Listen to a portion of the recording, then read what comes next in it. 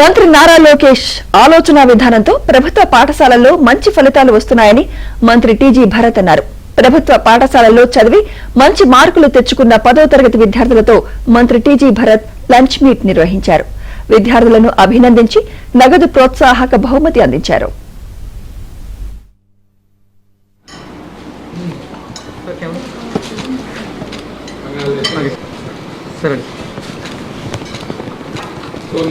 ఐదులో నలుగురు ఏం ప్లానింగ్ చేసుకుని కంప్లైంట్ నెక్స్ట్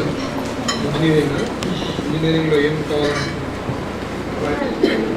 ఆలోచన లేదా బట్ ఇప్పటికైతే ఎంపీసీనా మీకమ్మా ఎంపీసీనా అండ్ సాఫ్ట్వేర్ ఐటీలో ఏమైనా చేసామా డెవలప్మెంట్ ఆల్రెడీ లో ఏం కావాలని మమ్మల్ని అడిగి తెలుసుకున్నారు.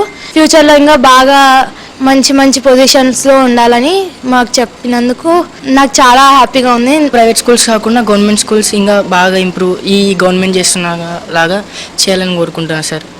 మా హెచ్ఎం సార్ కూడా బాగా డెడికేట్ చేసి మా టీచర్స్ అందరూ మా కోసం స్టడీ అవర్స్ పెట్టి చదివిస్తున్నందుకు వాళ్ళకి డెడికేట్ చేస్తున్నారు సార్. ఈ మార్క్స్ 100 days యాక్షన్ ప్లాన్ పెట్టింది, ఈ ఇయర్ ఇంప్లిమెంట్ చేసింది, చాలా హెల్ప్ఫుల్ అయింది.